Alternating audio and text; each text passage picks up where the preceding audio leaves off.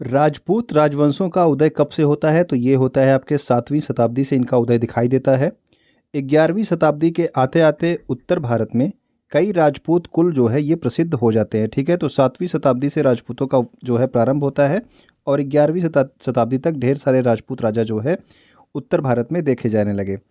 राजपूत जो शब्द है ये संस्कृत भाषा के शब्द राजपुत्र से आया है। अब देखते हैं कुछ राजपूत काल के जो है वंशों को, ठीक है? तो पहला हमारा है प्रतिहार वंश जो कि आपके उज्जैन के थे, ठीक है ना? इस वंश को हम लोग क्या कहते थे? गुर्जर प्रतिहार वंश भी कहा जाता था इसे। इस वंश का जो संस्थापक और प्रथम शक्तिशाली शासक था उसका नाम नागभट्ट प्रथम था।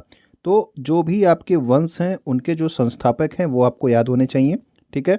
तो प्रतिहार वंश का जो संस्थापक था वो कौन था? वो था आपका नागभट्ट प्रथम।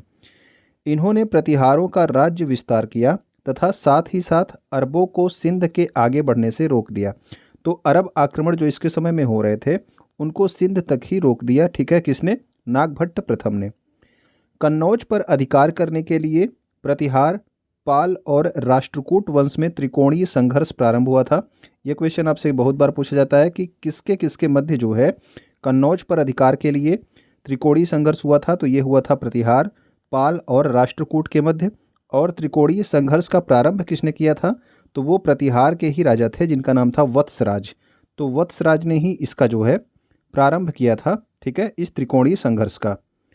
प्रतिहार वंश का सर्वाधिक शक्तिशाली और प्रतापी राजा कौन था? तो वो था आपका मिहिर भोज, ठीक है? तो मिहिर भोज आपका प्रतिहार वंश का सबसे शक्तिशाली और प्रतापी राजा था। मिहिर भोज ने अपनी राजधानी किसे बनाई? तो मिहिर भोज ने अपनी राजधानी कन्नौज को बनाई थी, ठीक है? वह विष्णु भक्त था और उसने आदि वाराह की उपाधि धारण की थी। तो ये उपाधि जरूर याद रखना किसकी है? मिहिर भोज की उपाधि का क्या नाम है? तो आदि वाराह, ठीक है? क्योंकि वो किसका भक्त था? विष्णु भक्त था। प्रतिहार शासक महेंद्र पाल के दरबार में सुप्रसिद्ध रचनाकार राजशेखर निवास करते थे। तो राजशेखर के बारे में क्वेश्चन पूछा गया है कि राजशेखर की रचनाएं आपसे पूछी जाती हैं जो आपको लास्ट में बताई जाएंगी, ठीक है? इसके अलावा राजशेखर किसके दरबार में थे ये भी क्वेश्चन आपसे बनता है। तो आप याद रखेंगे महेंद्र पाल के दरबार में थे राजशेखर। तो कौन कौन से राजा हुए प्रतिहार वंश में? तो पहले तो आपके थे नागभट्ट प्रथम, उसके बाद आपके वत्सराज आए, वत्सराज के बाद नागभट्ट द्वितीय, फिर आपके मिहिर भोज और फिर आपके कौन थे? महेंद्र पाल जो है ये प्रतिहार वंश के शासक थे। वेलकम टू एग्जाम सहपाठी। आप लोग देख रहे हैं UP triple S C PET exam के लिए राजपूत काल की क्लास को, ठीक है? और ये हमारा हिस्ट्री का क्लास 8 है। इसके पहले 7 क्लास के प्रैक्टिस सेट्स कराए जा चुके हैं, वो अगर आपने ना देखे हो तो प्लेलिस्ट में जाकर के उसे आप देख सकते हैं। अगर आप यहाँ पे पहली बार हैं तो यूट्यूब पे हमें सब्सक्राइब कर सकते हैं। इसके अलावा टेलीग्राम पे, इंस्टाग्राम और फेसबुक पर भी आप हमें फॉलो कर सकते हैं। तो आइए अब कंटिन्यू करते हैं आज की क्लास को। अगला वंश हमारा है गढ़वाल वंश, ठीक है? तो ये कन्नौज के गढ़वाल वंश थे और गढ़वाल वंश के संस्थापक कौन थे? तो ये थे आपके चंद्रदेव, ठीक है?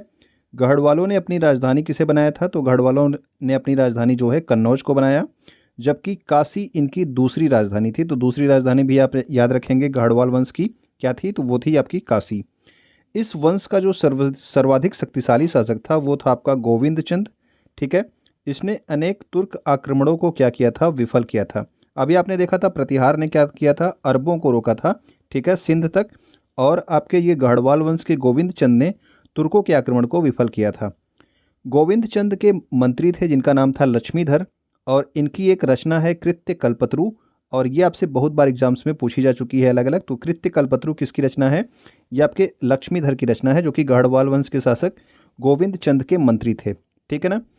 इस वंश का जो अंतिम शासक था वो था आपका जयचंद और जयचंद से संबंधित जो क्वेश्चन आपसे हमेशा पूछा जाता है वो पूछा जाता है आपका चंदावर का युद्ध, ठीक है? तो चंदावर का युद्ध किसके किसके मध्य हुआ था? तो चंदावर का युद्ध आपके जयचंद और मोहम्मद गोरी के मध्य में हुआ था 1194 ईस्वी में, ठीक है? तो ये सारे तथ्य इसमें इंपॉर्टेंट है, इस लाइन में इसको जरूर याद रखेंगे। और इसमें जो है जयचंद पराजित हुआ था, मोहम्मद गोरी विजयी हुआ था, ठीक है ना? तो गढ़वाल वंश के शासकों का देख लीजिए कौन कौन से शासक थे। चंद्रदेव ने इसकी स्थापना की, उसके बाद गोविंद चंद आए, फिर विजय चंद और अंतिम शासक कौन था? तो ये था आपका जयचंद, ठीक है? सबसे ज़्यादा क्वेश्चन आपके यहीं से पूछे जाते हैं चंदावर के युद्ध से। ओके, नेक्स्ट हमारा है चौहान या फिर चाहमान वंश करके आया है, ठीक है? और इनका शासन अजमेर और दिल्ली तक रहा। इस वंश की स्थापना यानी कि चौहान या फिर चाहमान वंश की स्थापना किसने की? तो वो थी वो थे आपके वसुदेव। ठीक है, तो वसुदेव ने चौहान वंश की स्थापना की। प्रारंभ में यह अजमेर से शासन करते थे। ठीक है, तो स्टार्टिंग में तो अजमेर में था इनका शासन, लेकिन बाद में दिल्ली को इन्होंने अपनी राजधानी बनाया। ठीक है, तो दिल्ली को इन्होंने अपनी राजधानी बनाया था बाद में। इसी के साथ दिल्ली भारत के सत्ता का केंद्र बन गई।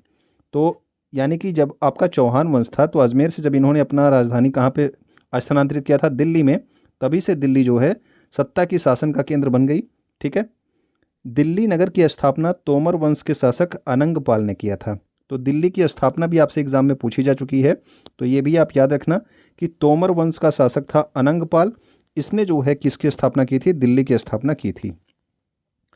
चौहान वंश के शासक विग्रहराज चतुर्थ ने हरिकेली नामक एक संस्कृत नाटक की रचना की थी। तो हरिकेली किसकी रचना है, तो विग्रहराज चतुर्थ की रचना है। ठीक है, ये छोटे से लेके बड़े एग्जाम्स तक आपसे पूछा जा चुका है। तो रचनाओं के बारे में अधिकतर राजपूत काल से क्वेश्चंस आ जाते हैं, तो लास्ट में जो है आपकी रचनाओं के बारे में यहाँ पे इस वीडियो में बताया गया है। ठीक है, तो उसको जरूर आप देखना। विग्रहराज चतुर्थ की जो है ये संस्कृत नाटक है हरिकेली। ओके, इस वंश का जो सबसे प्रतापी शासक था वो था आपका पृथ्वीराज तृतीय। ठीक है ना, तो अभी पृथ्वीराज मूवी आई थी, तो वो भी आपके किससे संबंधित है, तो वो पृथ्वीराज तृतीय से ही संबंधित था। ठीक है, पृथ्वीराज चौहान इन्हों कहा जाता था। तो पृथ्वीराज चौहान यानी कि पृथ्वीराज तृतीय थे। इन्होंने तराइन के युद्ध जो कि कब हुआ था, 1191 ईस्वी में, इसमें मोहम्मद गोरी को पराजित किया था। तो जो तराइन का प्रथम युद्ध हुआ 1191 ईस्वी में हुआ था, इसमें मोहम्मद गोरी पराजित हुआ था। किससे, पृथ्वीराज चौहान यानी कि पृथ्वीराज तृतीय से। लेकिन 1192 ईस्वी में फिर से युद्ध होता है 1 साल बाद, और ये तराइन का द्वितीय युद्ध था। इसमें मोहम्मद गोरी ने पृथ्वीराज चौहान को पराजित कर दिया। ठीक है, तो इसमें आपका पृथ्वीराज चौहान जो है पराजित हुआ और मारा गया। ठीक, नेक्स्ट हमारा है चंदेल वंश। तो चंदेल वंश के बारे में अब देखते हैं। तो ये बुंदेलखंड से संबंधित हैं, ये भी आप याद रखेंगे। चंदेल वंश के जो संस्थापक थे उनका नाम क्या था, तो नन्नुक। ठीक है, तो नन्नुक कौन थे, तो नन्नुक आपके चंदेल वंश के संस्थापक थे। अगर मैं आपसे यहाँ पूछ लूँ कि प्रतिहार वंश के संस्थापक कौन थे, अभी आपने पढ़ा, अभी अगर आपको याद हो तो आप कमेंट करके ज़रूर बताना। ठीक है, प्रतिहार वंश के संस्थापक कौन थे। चंदेल शासकों ने विश्व प्रसिद्ध खजुराहो के मंदिरों का निर्माण करवाया है। तो ये क्वेश्चन सबसे ज़्यादा पूछा जाता है कि खजुराहो के मंदिरों का निर्माण किसने कराया है, तो वो चंदेल वंश के शासकों ने कराया है। चंदेल वंश के प्रथम स्वतंत्र एवं प्रतापी शासक यशोवर्मन ने प्रतिहार राजा देवपाल को हराया था तथा उससे एक विष्णु की प्रतिमा प्राप्त की, जिसे खजुराहो के विष्णु मंदिर में स्थापित किया। तो खजुराहो के विष्णु मंदिर में जो आपकी विष्णु की प्रतिमा है वो किसने स्थापित करी थी, तो यशोवर्मन ने, और देवपाल को हराने के बाद वो मूर्ति जो है प्राप्त की थी यशोवर्मन ने। ठीक है, राजा धंगदेव ने अपनी राजधानी को कलिंजर से खजुराहो में स्थानांतरित की। तो ये भी क्वेश्चन आपसे पूछा गया है कि किस जो है चंदेल शासक ने अपनी राजधानी को कलिंजर से खजुराहो स्थानांतरित की थी, तो वो कौन था, तो वो था आपका राजा धंगदेव।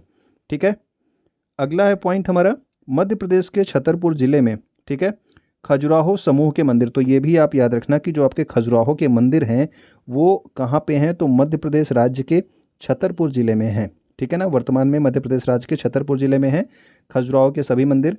और इसमें जो सबसे ऊंचा और सबसे बड़ा मंदिर है वो है आपका कंदरिया महादेव का मंदिर। और इसे किसने बनवाया था, तो चंदेल शासक विद्याधर के शासनकाल में ये बनवाया गया था। तो विद्याधर के शासनकाल में बना था जो खजुराहो समूह का सबसे ऊंचा और सबसे बड़ा मंदिर है। क्या नाम है उसका, कंदरिया महादेव मंदिर। ओके, अब अगला देखते हैं। अगला हमारा है परमार वंश। तो ये मालवा के परमार थे। ठीक, तो मालवा के परमार जो है ये परमार वंश की स्थापना किसने की थी, तो इसकी स्थापना की थी उपेंद्र ने। ठीक है, तो परमार वंश की स्थापना किसने की, उपेंद्र ने की थी। अगर मैं आपसे यहाँ पे पूछ लूँ कि चंदेल वंश की स्थापना किसने की थी, अभी आपको बताया गया, तो आप कमेंट करके बताना कि चंदेल वंश की स्थापना किसने की थी। तो कमेंट जब आप करते हैं तो आपको वो चीज़ याद हो जाती है, इसलिए मैं कमेंट करने के लिए बोल रहा हूँ। इसकी राजधानी धारा नगरी थी। तो जो परमार वंश की राजधानी क्या थी, तो वो थी आपकी धारा नगरी। इसका प्रमुख, इस वंश का जो प्रमुख शासक था वो मुंज था और राजा भोज। तो जो राजा भोज आप लोग सुनते हैं वो किस वंश का शासक था, वो था आपका परमार वंश का शासक। ठीक है, राजा भोज ने अपनी राजधानी में सरस्वती मंदिर तथा मंदिर परिसर में ही एक संस्कृत विद्यालय का भी निर्माण कराया था। तो एक संस्कृत विद्यालय और एक सरस्वती मंदिर का निर्माण किसने कराया था, तो वो राजा भोज ने ही कराया था। राजा भोज कविराज की उपाधि से विभूषित शासक था। तो याद रखना कि अगर आपसे राजपूत वंशों के नाम दे देगा तो उसमें पूछेगा कि कविराज की उपाधि किसके पास थी, तो वो राजा भोज के पास थी। ठीक है ना। राजा भोज ने चित्तौड़ में त्रिभुवन नारायण मंदिर का निर्माण कराया था। तो चित्तौड़ में त्रिभुवन नारायण मंदिर का भी निर्माण किसने कराया? राजा भोज ने। 1305 ईस्वी में अलाउद्दीन खिलजी ने मालवा को जीत लिया। ठीक है, तो 1305 ईस्वी में जीता था अलाउद्दीन खिलजी ने किसे? मालवा को, जो कि आपके परमार वंश से संबंधित थी। नेक्स्ट हमारा है सोलंकी वंश। तो सोलंकी वंश ये आपके गुजरात के चालुक्य जो थे, इन्हें ही आपका सोलंकी वंश कहा गया। और इस वंश की स्थापना किसने की थी?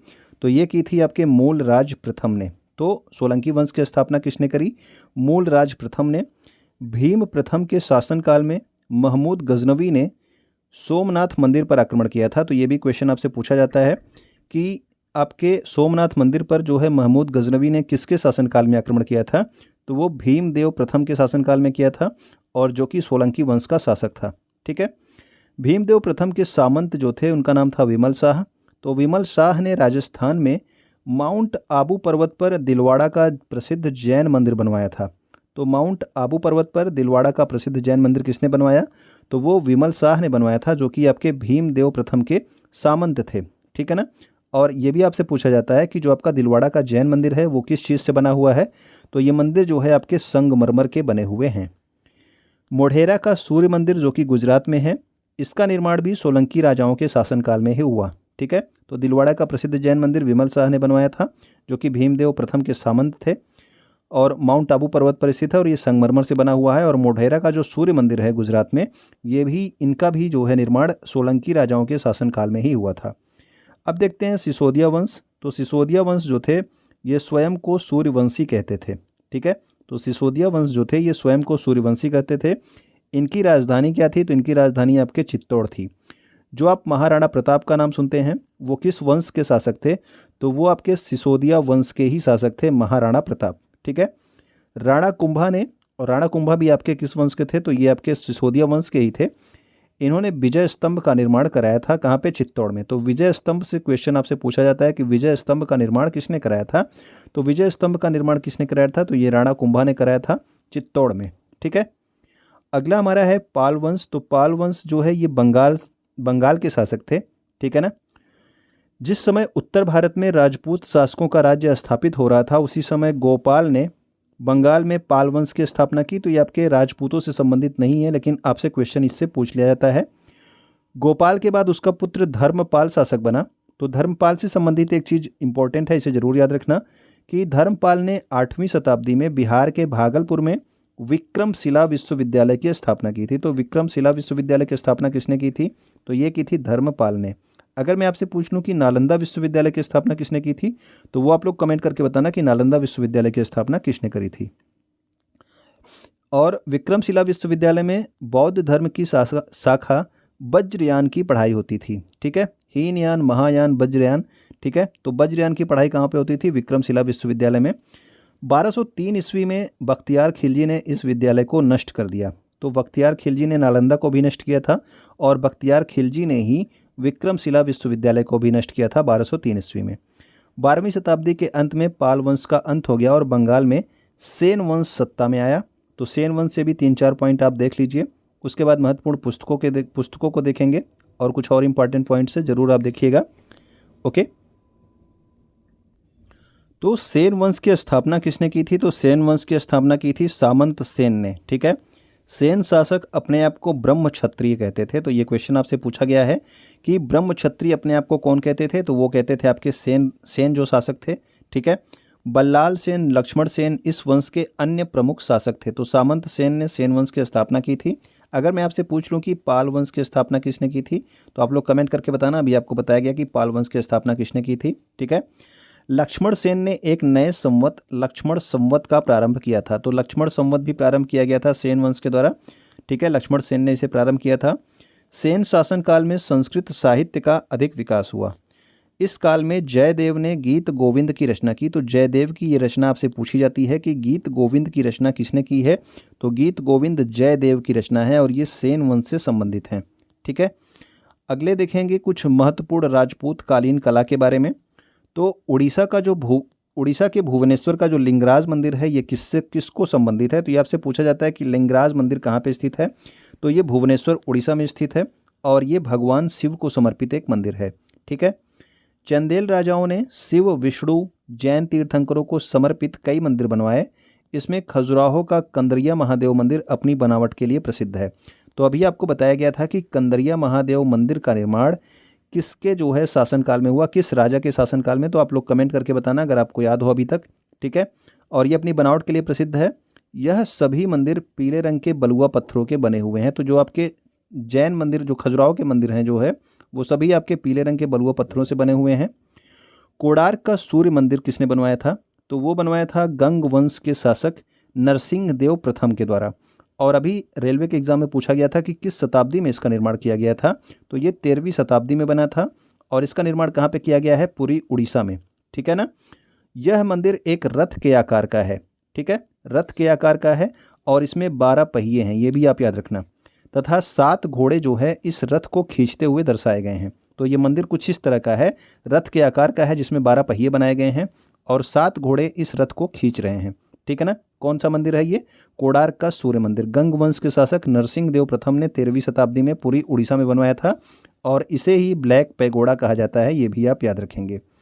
तो अभी कुछ देर पहले आपको बताया गया था कि दिल्ली की स्थापना किसने की थी? तो वो आपके तोमर वंश के शासक थे जो है अनंगपाल, इनके द्वारा जो है दिल्ली की स्थापना की गई थी। ओके।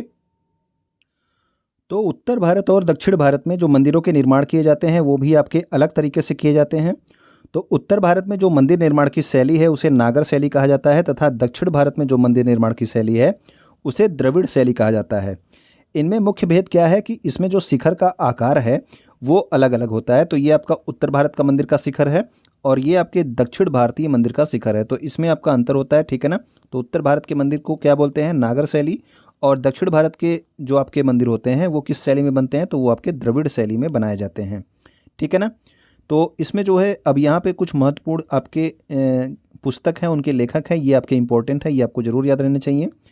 बाल रामायण और काव्य मीमांसा किसके द्वारा लिखी गई है? तो ये राजशेखर के द्वारा लिखी गई है। और आपको बताया गया था कि राजशेखर जो है ये किसके दरबार में थे? तो आप लोग बताना कि किस वंश के शासक के दरबार में थे राजशेखर, कमेंट करके। ठीक है। किरातार्जुनीयम जो है ये किसकी पुस्तक है? तो ये आपकी भारवी की जो है ग्रंथ है। ठीक है ना। शिशुपाल वध एक नाटक है और ये किसने लिखा है? तो ये माघ ने लिखा है। राजतरंगिणी जो है ये ऐतिहासिक ग्रंथ है, इससे जो है कश्मीर काल के जो शासक थे उनकी जानकारी मिलती है और इसको लिखा था कल्हड़ ने।